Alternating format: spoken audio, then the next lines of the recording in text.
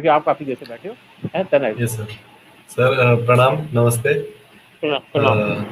Sir sir मैं कुछ सवाल पूछना चाहता था। हाँ बोलिए। मैं मतलब कश्मीर का इशू है ऑफ कोर्स, बट पूरा वर्ल्ड का जियो पॉलिटिकल इशूज और सारी चीजें मतलब एक उनको अलग अलग देखना थोड़ा मुश्किल रहता है। Of course we can zoom in and zoom hmm, out. तो सर मेरा पहला सवाल है कि जो वखान बॉर्डर है उसका आज का जो सिचुएशन है वो इंडिया के लिए कितना जरूरी है, पहला। और उसका सब सब क्वेश्चन एक और है कि वहां पर कौन सी पावर्स हैं आज जो उस एरिया के अंदर कह लो कि इम्पोर्टेंट है या फिर उनका कंट्रोल है। किसका किसका बॉर्डर कहते हैं? बंगाल का? वखान वखान मतलब बॉर्डर सर, वखान बॉर्डर जो सर सर जो ऊपर अफगानिस्तान, पाकिस्तान और चाइना का जो ट्राई पॉइंट आता है ना ओके ओके, देखो सर, वो बेसिक एक क्या छोटा है सा कि कॉरिडोर है वो। हाँ जी। बिल्कुल। देखो जी। अभी क्या है कि इंडिया अभी ट्राई कर रहा है इसको, क्या कहते हैं, अक्साई चीन की तरह। इंडिया की इंटेंशन अच्छी नहीं है, वो अक्साई चीन पे नजर रखी हुई है। और अगर अक्साई चीन हमारे पास आ जाता है तो ये एरिया हमारे कंट्रोल में होगा। और ये पुराना, जो अगर आप पुराने टाइम में देखो तो ये एक बहुत बड़ा ट्रेड और ट्रांजिट रूट था। इसके लिए, क्योंकि ये जो है एक ज्वाइन किसको करता है, स्पेशली जो है पाकिस्तान, दूसरा आपका चाइना, तीसरा अफगानिस्तान, और फिर साथ में इसी के थ्रू रशिया ज्वाइन होता है। तो इसी के, और इंडिया अगर पीओके या गिलगित बाल्टिस्तान, नेचुरली बात है इंडिया का था, इंडिया के आने के पास इंडिया की वहां पे बड़ी इंपॉर्टेंस हो जाएगी। और ये जैसे अब क्या कर रहा है चाइना, ये भी अपने जो बीआरआई के थ्रू जो पुराने रूट्स हैं उनको एक्टिवेट करना चाहता है। तो इसके ऊपर इंडिया की नजर है। और स्पेशली जैसे हमारा एक अक्साई, जैसे गिलगित बाल्टिस्तान भी आ जाता है तो हम उसी एरिया पहुंच जाएंगे और हमारा इस पे टोटल कंट्रोल आ जाएगा। चाइना आज जैसे जो मर्जी है, जो हमको डराता है, चाहे उसकी हमारे पास जितनी मर्जी पावर है, लेकिन चाइना इज इंडिया के कंपैरेटिवली वीक पड़ता है, क्योंकि उनके अंदर वो उस हिसाब की, उनकी आर्मी के अंदर उस हिसाब का जोश नहीं है, उसके हिसाब की कमिटमेंट नहीं है। तो अब उनके पास नेचुरली सुपीरियरिटी है, पैसा ज्यादा है, लेकिन हमने जिस हिसाब से अपने आप को बिल्डअप किया है पिछले 5-6 साल के अंदर, दैट इज मार्वलस। और जिस तरीके से हमने चाइना को फेस ऑफ करना शुरू किया, चाइना को डर ये लगा है कि जो देखो जो रोड बन रहा है, जहाँ पे हमारा जो लद्दाख के अंदर जो रोड जिस पे काम हो रहा है वो अक्साई चीन के पैरेलल जाता है। और वो रोड हम बना भी चुके हैं, हमारी आर्मी की मूवमेंट होगी। आर्मी के स्टैंड करने से कोई फर्क नहीं पड़ता अगर आपके पास इंफ्रास्ट्रक्चर नहीं है, ये तो आपको मुश्किल हो जाएगा, क्रॉस करना मुश्किल हो जाएगा। और इसके ऊपर क्या है कि चाइना ने देखा है, जो हमने चाइना का इस टाइम पे जो सीपीईसी है उसको मुझे लगता है टोटली वैसे ही डिफंक्ट कर दिया, कारगिल, सियाचिन, इसकी वजह से। और हमारी जैसे फोर्सेज वहां खड़ी, और जिस तरीके से हमारी फोर्सेज खड़ी, क्या था कि मैं आपको बताऊं कि इवन सियाचिन की लोग बड़ा 2006 में, पहली बार जब था ये हुआ था कि 1997 में आई के गुजराल वो कहते थे, उन्होंने आर्मी चीफ को बुलाया कि आप सियाचिन पाकिस्तान को दें। बड़े अपोज किया, उस टाइम वीपी मलिक थे, लेकिन तब तक जो है गुजराल चले गए, क्योंकि उनकी कमिटमेंट थी, उनकी कमिटमेंट एंटी नेशनल थी, जो यहाँ पे बात करते हैं। जब जवाहरलाल नेहरू के बाद टाइम पे उनके जो डिफेंस मिनिस्टर थे वो भी बेसिकली कम्युनिस्ट थे, और वो भी ऐसी करना चाहते। फिर जैसे इसने, मनमोहन सिंह ने 2006 में ये कहा कि भाई सियाचिन दे दो। एक्चुअली मनमोहन सिंह क्या कहेगा, मनमोहन सिंह को तो पीछे माता जी ने कहा होगा कि आप ऐसे कर दो तो पीस आ जाएगी। उस टाइम पे आर्मी चीफ ने पोस्ट किया। फिर ये चीज दब गई, क्योंकि मनमोहन सिंह 2006 में उसी टाइम ये सियाचिन चक्कर भी काटते हैं। फिर 2012 में बात हुई, सियाचिन दे दो। अब सियाचिन की इंपॉर्टेंस आज पता चली कि सियाचिन के ऊपर देख करके हम पाकिस्तान की सीपीसी उसको टोटल चैलेंज कर सकते हैं, वो डिफंक्ट हो जाती है हमारी। अगर अब ये था कि हमारी जरूर है कि वहां 3 दिन में एक आदमी की मौत होगी because of the weather, harsh weather. अभी वहां पे क्या है, फिर $1 मिलियन का पर डे का खर्चा था। अभी वहां पे क्या है कि अभी जब हमने लद्दाख में -40 डिग्री में जो टेंट्स लगाए जिस तरीके से, उससे हुआ कि इंडिया के पास इस टाइम पे सारी की सारी फैसिलिटीज है, पहले फैसिलिटीज नहीं थी। फिर हमने वहां पे ये जो आपके क्या कहते हैं, जो लद्दाख स्काउट्स हैं, जो लद्दाख के लोग हैं, उनको पोस्ट किया, उनको हमने रखा सियाचिन के ऊपर। वो उस कंडीशन में रह पाते हैं -40 डिग्री में। जैसे मेरा एक दोस्त है, मैंने उसे कहा भाई मैं आ रहा हूँ अगर सितंबर में, कहता नहीं अभी मत आना बिल्कुल। मैंने कहा भाई तुम मना क्यों कर रहे हो मुझे, कहता तुम आ ही नहीं सकते यहाँ पे, आना है तो जून, मई और जून में, जून इज बेटर। मई में कहता है यहाँ पत्ते आ जाते हैं, जून में फ्लावर्स आते हैं। कहते तुम नहीं रह पाओगे, क्योंकि उनको उस वेदर में -20 डिग्री में रहने की आदत है। तो अब बेसिकली लद्दाख के अंदर भी मिस्टर सर्वाइव कर गए कि हमारे पास जो वहाँ के लोकल लोग थे। अब जब आर्मी गई तो आर्मी के साथ क्या था, आर्मी के लोगों को जो पहाड़ में चीजें चढ़ा रहे मुश्किल हो रही, सप्लाई में मुश्किल, उनको मेन हेल्प की लोकल लद्दाख के लोगों ने। क्योंकि वो उस कंडीशन में जानते हैं, they are more powerful in that area. फिर लद्दाख के लोगों ने उनको गरम गरम सब्जियां रोटियां भिजवाई और एक एक घंटे में चढ़ जाते थे। मैं नॉर्थ ईस्ट के अंदर था, तो वहाँ पे किसी का नेचुरली बात लोकल लोग होते हैं, तो एक हमारा जो स्टाफ था उसके साथ प्रॉब्लम हो गई, क्योंकि वो दिमाग से थोड़े से कम भी होते हैं, गर्म भी होते हैं, रात को शराब पी लेंगे तो कुछ भी कर देंगे। स्टाफ ही था हमारा, तो उसको कुछ बात हुई तो वहाँ तो भाग आया किस तरीके से, फ्लाइट के बगैर आ नहीं सकते। तो उसके बाद क्या है कि उसने कहा सर इसको पोस्ट कर दो। हमने बात हुई कि भाई बेसिकली कि इसको हम तो पोस्ट कर देंगे, यहाँ से हम दूसरी जगह भेज देंगे, लेकिन वो पहाड़ों से होकर के एक दिन में दोबारा पहुंच जाएगा यहाँ पे, रात को वहाँ ठहर के फिर तुम्हें पीट जाएगा। तो उसके साथ बेसिकली किसी तरीके से कंप्रोमाइज करना है। तो इनकी जो एक मोबिलिटी है that is awesome in the hilly areas. वो एरिया के रास्ते भी जानते हैं, पगडंडियां भी जानते हैं, और वो उस एरिया के अंदर रातों रात चल सकते हैं। तो अब जो है हम इसलिए चाइना को काउंटर कर पा रहे हैं कि हमारे पास वैसे लोग, हमारे पास जो तिब्बती लोग बैठे हुए हैं, जो एक तो लद्दाख के लोग हैं, उसमें तिब्बत के भी हैं, जो हमारे एसएफएफ के कमांडोज हैं वो उस एरिया के हैं, और वो they are the best commandos in the world. उनको एशियाड जो 1980 की 80 के जब राजीव गांधी के टाइम हुई थी एशियाड में 86 में, उनमें इनको लगाया गया था ड्यूटी पे, and they were the most successful. कहीं भी अगर राइटिंग होती थी उसमें, अभी इसीलिए चाइना हमारे से आज घबरा। और ये जो हमारी कंडीशन है, जो हमारे अंदर के दुश्मन है, दुश्मनों की कमी कभी नहीं थी, लेकिन दुश्मन आज जो है बेसिकली इसलिए बाहर आके आ गए कि उनको बाहर आना पड़ रहा है। लेकिन मैं समझता हूँ कि आज जो नेशनलिस्ट लोग यहाँ बाहर आ गए, इससे ये दुश्मन जो है काफी कमजोर पड़ गए। अभी जैसे योगी ने कुछ यहाँ पे अरफा खानम है ना, और बाकी जो 3-4 और थी, इनके ऊपर जैसे केस दर्ज किया है, और इनको पहली बार एक एहसास हुआ है। और ये एहसास अब मुझे लगता है कि इनको एहसास ऐसे देने पड़ेंगे, और इनके साथ जो हमको डील करने के लिए, इनके साथ हमको एक ऑफेंसिव तरीके से चलना पड़ेगा। इनको एक चाहे सोशल मीडिया, उस पर भी गालियां देनी पड़ेगी, उस पर भी काउंटर करना पड़ेगा। यस, इसके बाद मैं सोचता हूँ कि ये इसको जो है ना बेसिकली, हाँ Prashant please. Good evening sir. Good evening. Am I audible? या sure. Okay, sir before I ask my question on Kashmir, मेरा पहले आपसे ये सवाल है कि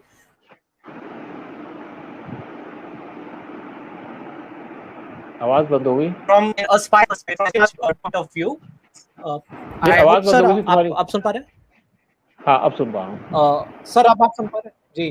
तो हाँ, सर हाँ, हर एजेंसी का आपने ही बताया था कि एक लिएजन डिपार्टमेंट होता है where they cooperate with other foreign agencies. CIA has it, MI6 has it, even RAW has it, ISI, DGSC, BND, everyone. तो सर इसी की वजह से ही कुछ जॉइंट ऑपरेशंस जो है वो प्लान होते हैं, जैसे कि 84 में GBS सिद्धू भी बता रहे थे कि NSAS operation was being planned, और उससे MI6 के 2 एजेंट्स लंदन से बुलाए गए थे गोल्डन टेम्पल की कॉम्प्लेक्स की रिकॉनेसेंस करने के लिए। और 88 में भी when the failed coup d'etat attempt, when Sri Lankan president Abdul Luthufi Maldives में गयूम की सरकार को गिराना चाह रहा था, तो वो भी इंडिया ने ही फॉइल किया था। I believe, I am sure sir आप तब शायद सर्विस में रहे होंगे। नहीं, बिल्कुल। देखो ऐसा है कि बेसिकली हमारा अंडरस्टैंडिंग लॉयजन तो होते हैं, और अगर किसी इंपॉर्टेंट खबर है, नेचुरली बात है, नेचुरली दे शेयर। अब यहाँ पे ये गयूम की गवर्नमेंट थी, यहाँ पे कुछ LTT के दूसरे ग्रुप से जिनको एंगेज करके उसको गिराने की बात की। जैसे इनके पास खबर आई, इन्होंने इमीडिएटली वहां पे अपने प्लेन्स भेज करके वो उसको सारा कुछ खत्म कर दिया। और इनके बाद इन्होंने उनके जो ग्रुप के LTT की थे उनको वापस भी भिजवा दिया, छुड़वा दिया, समझा दिया, क्योंकि ये नहीं चाहते। देखो क्या होता है, इसमें कोई मैसेकर नहीं करना चाहता कि हम 100-150 आदमी को मार दें, कोई आसान बात नहीं है नहीं, उसको अकाउंट फॉर होता है। फिर उनको समझा दिया कि भाई नो, टोटल इससे ज्यादा नहीं किया। अभी भी पीछे यहाँ पे एक जो मालदीव के अंदर वहाँ के जो प्रेसिडेंट थे, नाम मैं बोल रहा हूँ, वो इस प्रेसिडेंट से पहले उन्होंने वहाँ के जजेस को बंद कर दिया, उन्होंने बाकी भी कुछ गड़बड़ कर दी, वो चाइना के साथ पूरे मिल गए। तो उस टाइम भी इंडिया का पूरा इंटरवेन करने की बात थी, लेकिन इंडिया इसलिए रुक गया कि नहीं, इसके ऊपर एक गलत मैसेज है, हो सकता है उसको फायदा हो, लेकिन अगले इलेक्शन में उनको हरा दिया। तो देखो ये होता है कि जब भी कोई ऐसी बात होती है किसी कंट्री के इंटरेस्ट में, अगर यहाँ पे आपका 26/11 हुआ, नेचुरली बात है, खबर आई थी, कोई दूसरी एजेंसी भी खबर देती, उनके पास आ गई तो जरूर खबर देंगे, और खबर भी दी गई। लेकिन वो जरूर है कि यहाँ के कुछ लोगों ने गलती से जानबूझ के ऐसी उस पर ध्यान नहीं दिया, वो चीज़ भी होती है। और नेचुरली बात है कि जब आपस की, क्योंकि देखिए फ्रेंडली कंट्री, अब ये नहीं होता कि जैसे हमारे इंटेलिजेंस के लोग हैं तो हम जाकर के अगर यूके बैठे हैं तो उनकी गवर्नमेंट के खिलाफ काम कर रहे हैं, हम वहाँ पे अपने दूसरे इंटरेस्ट देख रहे हैं। अगर हमारे पास कोई खबर पड़ेगी कि उनके यूके को हार्म हो रहा है तो उसको शेयर करेंगे, अगर उनको पास खबर होती है तो हमको शेयर करते हैं। ये तो शेयर चलता रहता है कि आपस में दोस्ती की बात है। हाँ, कुछ अपने जरूर है कि दो नीड टू नो ज़्यादा हो जाता है कि हो अगर कोई जरूरत पड़ती है तो दे आस्क फॉर इन्फॉर्मेशन, किसी को चाहिए तो ऐसी इन्फॉर्मेशन तो नेचुरली दी जाएगी, स्पेशली टेररिज्म के खिलाफ। अब यूके और आप देख लीजिए यूएसए और इसराइल का तो बहुत ज्यादा आपस में मेल जोल है। ईरान के खिलाफ होता है तो उससे ट्रंप के टाइम में इंटेलिजेंस की खबर यूएसए दे रहा है और एक्शन कर रहा है इसराइल। तो ये बेसिकली एक कंट्रीज के इंटरेस्ट है और एक ह्यूमैनिटी के फेवर में भी। अगर हमारे पास कोई खबर होगी कि अगर यूएसए को हार्म हो रहा है या यूके का हार्म होगा, तो मुझे लगता है कि हमारे इंटेलिजेंस सबसे पहले उससे शेयर करेंगे। That's there. Sir, so I come back to my second question of regarding Kashmir. तो सर जो जितने भी वेस्टर्न मीडिया में लोग यूनाइटेड नेशंस के रेजोल्यूशन की बात करते रहते हैं, वो ये भूल जाते हैं सर कि ये तो chapter 6 of the UN charter के अंडर फाइल हुआ है, जहां यूनाइटेड नेशंस की रूलिंग मैंडेटरी है ही नहीं, क्योंकि चैप्टर 7 के अंडर ही रूलिंग मैंडेटरी होती है, जैसे कि creation of the state of Israel और डिवीजन ऑफ ब्रिटिश पैलेस्टाइन जो हुआ है वो चैप्टर 7 के अंडर हुआ है। तो सर चैप्टर ये लोग ये बार बार क्यों भूल जाते हैं कि पाकिस्तान ने ही जो है वो अपने 5 मेंबर पैनल में अपने 2 मेंबर्स चूज करने में इतना टाइम लगा दिया था और उनको सबसे पहले विड्रॉ करना था। तो कोई क्या है यूनाइटेड नेशंस का सिक्योरिटी काउंसिल का रेजोल्यूशन ट्रांसलेट करके भी इन्हें नहीं समझा सकता, या फिर और आपको लगता है सर बिफोर जी सर और सर आपको do you honestly believe sir that before India makes any move on POK it needs to withdraw its application, वरना which will eventually render Hurriyat useless? नहीं, क्या मैं समझा नहीं, आप सेकंड पार्ट क्या कहना चाह रहे हो कि क्या इंडिया किस टाइप के मूवमेंट कर रहा है पीओके पे? Sir if India moves on makes any action, any military move towards POK, तो उससे पहले उसको एटलीस्ट यूनाइटेड नेशंस का ये रेजोल्यूशन जो है अपने साइड से विड्रॉ कर लेना चाहिए। देखो बेसिकली क्या था कि अगर हमारा कश्मीर के ऊपर जो इशू था शुरू में, कश्मीर के इशू ऊपर था कि प्लेबिसाइट होगा, वो दोनों हम एग्री नहीं कर सके कि कैसे आर्मी हटाएंगे, क्या करेंगे, दोनों ही अपने घबराए हुए थे, इंडिया भी और पाकिस्तान भी, कौन किसको वोट देगा। शायद नेहरू इसी रीजन पे शायद इसके लिए शेख अब्दुल्ला के खिलाफ फेवर में ज्यादा चला गया। उसने कहा कि मैं तो यहाँ पे हर एक कश्मीरी, कश्मीर मीन्स शेख अब्दुल्ला मीन्स कश्मीर, तो जो मैं कहूँगा वो यहाँ के लोग करेंगे। तो शायद नेहरू इस बात से ज्यादा इंप्रेस था। उसके बाद देखिए कि जब शिमला एग्रीमेंट हुआ तो उसने कह दिया, ये बात हुई कि इंदिरा गांधी ने कि this is a bilateral issue, और दोनों साइन कर लिए। तो आज वो बायलैटरल इशू है, इसको फिर भी पाकिस्तान उठाने की कोशिश करता है तो कोई यूएन में उसका कोई इफेक्ट नहीं होता। इस पे पाकिस्तान उठाता है बीच में, उसके बाद पाकिस्तान को कभी चाइना सपोर्ट करता है, बीच में टर्की ने सपोर्ट कर दिया, लेकिन वो मीनिंगलेस है। यूएन उसके ऊपर कह दिया। इवन ट्रंप ने एक बार बीच में कहा था कि मैं इमरान खान से कि मैं जो है ना I will mediate. Indian government ने जैसे उस पर एक अपना स्ट्रॉन्ग स्टेटमेंट दी तो ट्रंप साहब चुप हो, दोबारा नहीं कुछ कहा। तो यार देखिए, मुझे नहीं लगता कि इंडिया को पाकिस्तान के ऊपर एक कोई ऐसा पीओके पे एक्शन लेने की जरूरत पड़ेगी, लेकिन अगर पहली बात तो पाकिस्तान हो सकता है अपने आप ही टूट जाए, और अगर थोड़ी और सिचुएशन कश्मीर में इंप्रूव हो जाती है तो ये पीओके और पाकिस्तान पे बहुत इम्पैक्ट पड़ेगा। अगर यहाँ पे दोबारा से इलेक्शन हो जाते हैं तो पाकिस्तान ने पहले कह दिया, जो अब तो इमरान खान कह दिया, पहले तो उनका मिनिस्टर कहता था हमने पाव के बम रखे हैं। मैं सुना कि इंटरव्यू में वो उसने इमरान खान ने अपने पास जो है मिसाइल टाइप रखी थी कि ये जैसे न्यूक्लियर बम कभी छोड़ देंगे, और ये अगर कश्मीर का इशू सॉल्व हो जाएगा तो हम न्यूक्लियर को छोड़ देंगे, इंडिया भी छोड़ देगा। भाई हम तो नहीं छोड़ेंगे। बेसिक क्या है कि इनके पास ना तो न्यूक्लियर बम चलाने की टेक्निक रही है, क्योंकि एयर इनके पास है नहीं काम की, इनके पास न सबमरीन है, इनके पास जो दूसरे जो बम पड़े हैं वो जब भी इंडिया चाहेगा इनको या इजराइल के साथ मिलकर उनको डिफंक कर देगा। चलो वो बात दूसरी है, लेकिन क्या है कि अगर पाकिस्तान के अंदर सिचुएशन बनेगी ऐसी जैसे बांग्लादेश के टाइम में बनी थी तो इंडिया इंटरवीन करेगा। दूसरी बात क्या है कि पाकिस्तान कमजोर होगा, पीओके के लोग भी, अगर इंडिया अब ये जो पार्लियामेंट बना करके अगर मुझे लगता है कि इंडिया वहां पे 24 सीटें जो पड़ी हैं पीओके उनको भर देगा तो पाकिस्तान के अंदर धमाका हो जाएगा। वो धमाका ऐसा होगा कि जो पाकिस्तान गवर्नमेंट संभाल नहीं पाएगी, मतलब ये लोग कुछ तो कर नहीं पाएंगे, पाकिस्तान के गवर्नमेंट इमरान खान को खा जाएंगे।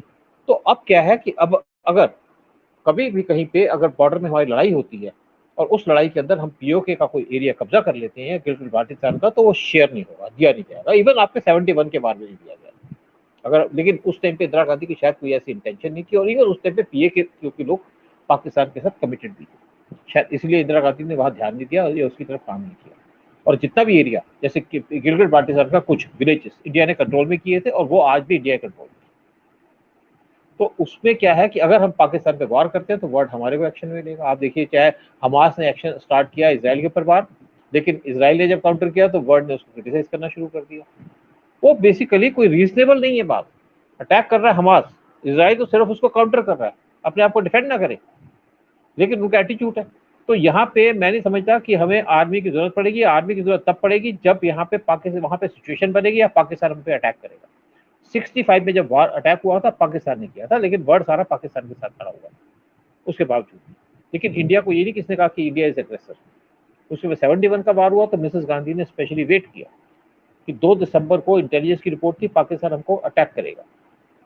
2 दिसंबर 1971 पाकिस्तान ने अटैक नहीं किया, हमने सारे प्लेन्स अपने पीछे भेज दिए थे। इंदिरा गांधी भी साउथ में चली गई थी। उसके बाद एयरफोर्स कहती कि जी हम तो अलर्ट नहीं रह सकते, उनका वेट करिए एक दिन वेट किया। 3 दिसंबर को अटैक हुआ तो पाकिस्तान बड़ा खुश था कि हमने एक इंडिया को सरप्राइज दे दिया, हमने उनकी आधी एयरफोर्स डिस्ट्रॉय कर दिया। सिर्फ उन्होंने हैंगर डिस्ट्रॉय किए थे, बाकी कुछ नहीं। उसके बाद इंडिया ने काउंटर अटैक किया with in few hours, time दिया फिर लेना था उनको, दे वर रेडी। उसके बाद जब अटैक किया तो पाकिस्तान घबरा गया टोटल। और लेकिन उस टाइम पे भी वर्ल्ड में कोई ये नहीं कह सकता कि चाहे अमेरिका यूएसए पाकिस्तान के साथ खड़ा था, लेकिन कोई यूएन में ये नहीं कहेगा कि इंडिया इज द एग्रेसर, है ना। तो वो सिचुएशन ये है कि अब जैसी अभी जरूरत पड़ेगी तो शायद हम अटैक करके तो पाकिस्तान को कभी भी 3 दिन के अंदर ऐसी कंडीशन कर देंगे पाकिस्तान खड़े होने की पोजीशन नहीं रहेगा।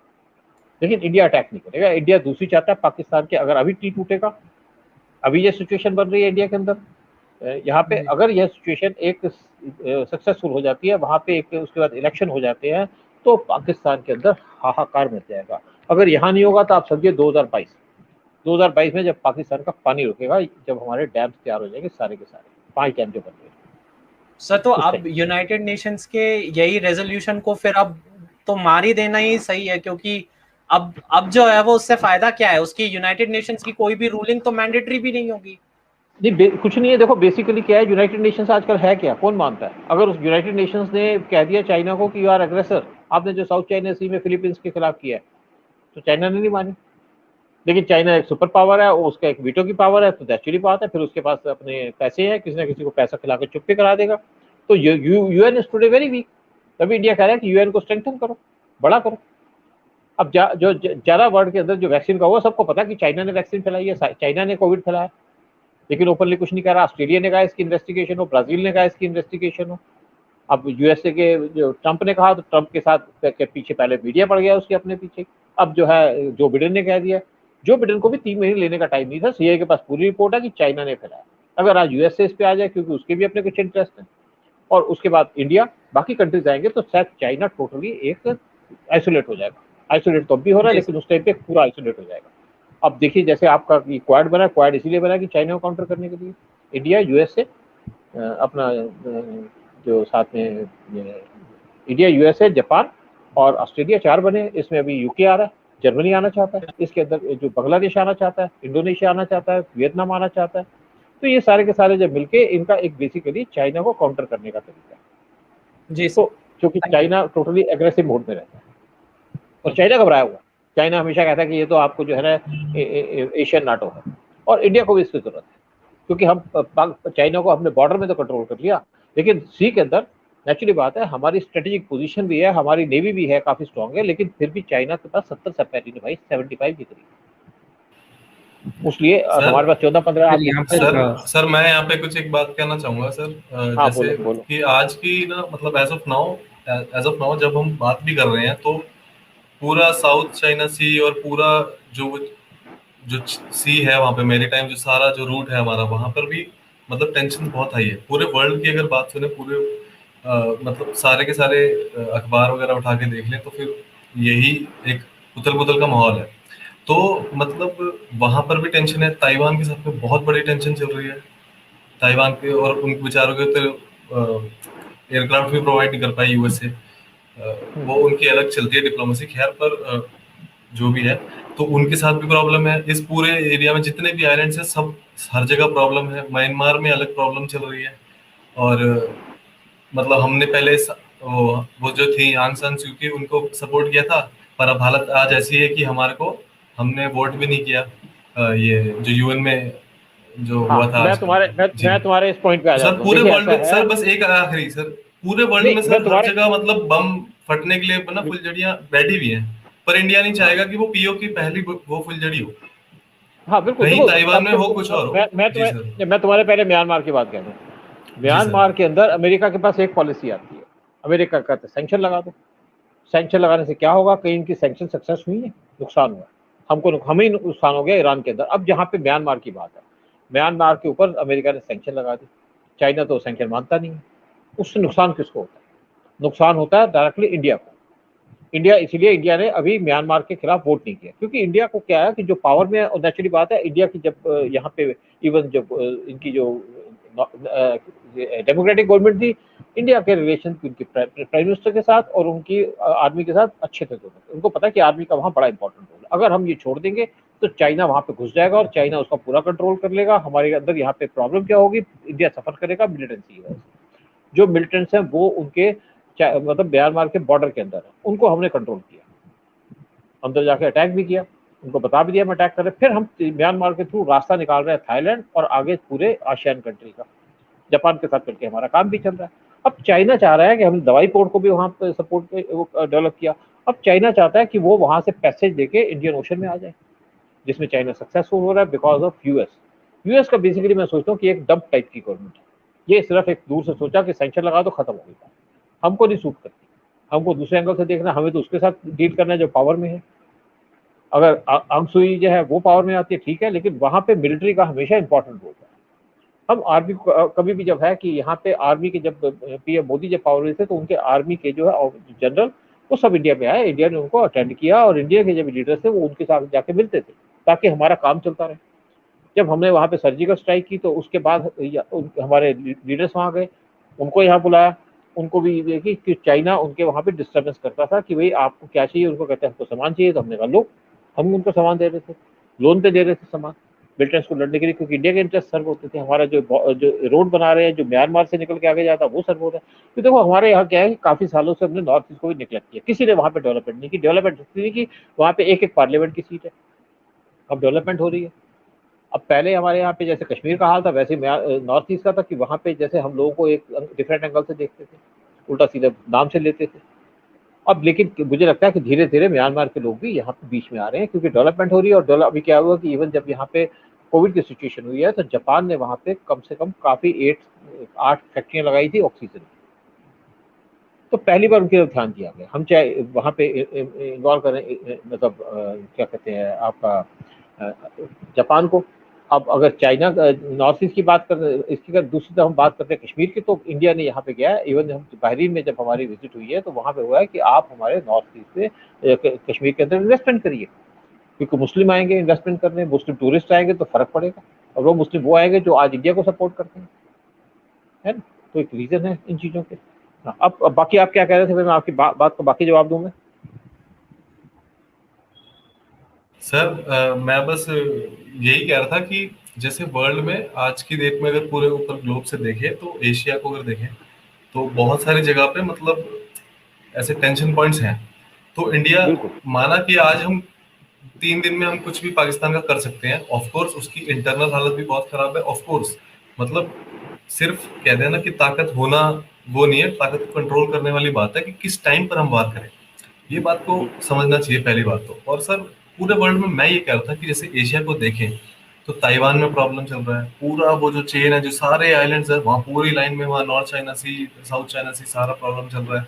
हमारे अंडमान है उसके ऊपर जस्ट एक शायद उसका नाम कोको आइलैंड है, पता नहीं क्या है शायद, कोको आइलैंड म्यांमार के जो चाइना जी वो एक्चुअली जो चाइना को दे जवाहरलाल दिया है नेहरू तो ने। फिर हाँ बिल्कुल। हाँ जी। तो ये पूरी चल रही है। मैं कह रहा हूँ कि इंडिया एक बहुत जबरदस्त ना मतलब प्लेयर है आज की वर्ल्ड की कंडीशन के अंदर। यूएस से एक पुराना पोल सा था, रशिया भी है ठीक है, पर आज चाइना और इंडिया है जो सबसे ज्यादा आ रहे हैं। जो 2 पोल से अब मल्टीपोल्स हो रहे हैं ठीक है। पर जैसे हमारे एस जयशंकर साहब जो हैं मतलब वो उनके में बहुत मेरे को अच्छे लगते हैं, वो बहुत ही मतलब सीखने को भी मिलता है वो जैसे बोलते हैं ना, तो बिल्कुल मेरे को उनकी मैं बहुत ही उनकी वो करता हूँ कि हाँ जी। पर मैं ये बस सर एक बात पूछना चाहता हूँ, एक क्वेश्चन है आपसे कि वर्ल्ड में जैसे ताइवान में कुछ भी हो सकता है, वो एयर उसकी अंदर घुस रहे हैं इतने सारे पता नहीं क्या क्या घुमा रहे हैं, न्यूक्लियर बॉम्बर वगैरह उनकी पार्लियामेंट के ऊपर से कर रहे हैं ताइवान की। जैसे कोई भी आइलैंड है कहीं भी कुछ भी हो सकता है, कहीं भी हमारे कहीं पीओके में कुछ हो जाए। तो अभी आपको लगता है कि इंडिया जो है वो यही चाहेगा कि कहीं बम फटे तो कहीं दुनिया में कहीं और फटे, पहले एक स्टार्ट करने के लिए, बाद देखो में यूएसए को भी पहले एंटर करने का। क्या, हाँ जी। देखो मैं वही कहा कि ऐसा कहना किसी को, देखो इसराइल के ऊपर हमास ने अटैक किया, इसराइल ने काउंटर किया कि उनको सर्वाइवल का इशू है, लेकिन वर्ल्ड ने फिर भी इसराइल को क्रिटिसाइज किया। अब देखिए दूसरा क्या है कि वहां पे अभी चल रहा है, इसराइल की झगड़ा चल रहा है, वहां पे डिस्टर्बेंस चल रही है, फिर अजरबैजान और अर्मेनिया की चल रही है, फिर आपका दूसरा आपका ये क्या कहते हैं सऊदी के आसपास झगड़ा चल रहा है, इनके भी वहां पे गल्फ के अंदर भी सारी डिस्टर्बेंस चल रही है। फिर दूसरी तरफ अगर आप देखा जाए कि तो चाइना का तो इशू है, और चाइना सब जगह में इसका नेगेटिव रोल है। इंडिया का बेसिकली देखो यहाँ पे मैं नहीं समझता कि इंडिया कभी भी पाकिस्तान पे अटैक करेगा। इंडिया ने वो सिचुएशन की है, पहली तो इंडिया ने काम किया है कि पाकिस्तान को टोटली बैंकरप्ट कर दिया। बैंकरप्ट करने के बाद पाकिस्तान की जो दीवारें हैं वो कमजोर पड़ गई। वहां पे आप देखिए कि उसके अंदर जैसे आपका बलूचिस्तान, वहां दिक्कत है, सिंध के अंदर प्रॉब्लम है, पीओ के अंदर लोग उनसे नाराज है, फाटा एरिया के अंदर उसके प्रॉब्लम चल रही है, अफगानिस्तान भी पाकिस्तान के अंदर कभी ना कभी कुछ ना कुछ अटैक कर देता है, लोग मार जाता है। अब बेसिकली सिचुएशन ये आती है कि पाकिस्तान के अंदर अब बाहर जाके एक एग्रीकल्चर बेस्ड कंट्री है इंडिया, अफगानिस्तान और बांग्लादेश, वहां पे चावल ले रहे हैं सऊदी अरेबिया से, भीख मांग रहे हैं, पैसा नहीं मिल रहा, चलो चावल ही दे दो। अब उसके बाद क्या है कि पाकिस्तान के जैसे रेमिटेंस, तो अब नेचुरली इनका फॉरेन एक्सचेंज तो बढ़ नहीं रहा, इनका $12 बिलियन है। उसके बाद पाकिस्तान का हाल ये हो गया कि पाकिस्तान को ये पैसा वापस देना है, साथ में उनके जो लोग थे इसमें गल्फ के अंदर वो वापस हो रहे हैं, वहां जा नहीं रहे। तो पाकिस्तान के अंदर एक सिचुएशन ऐसी आ रही है, अब पाकिस्तान का पानी खत्म होगा तो पाकिस्तान के अंदर चावल तो क्या, उसके पास चीनी भी नहीं है, बाकी चीज भी खत्म हो जाएगी, टमाटर भी नहीं है। हाँ दीपे तुम बड़ी देर से अंदर बात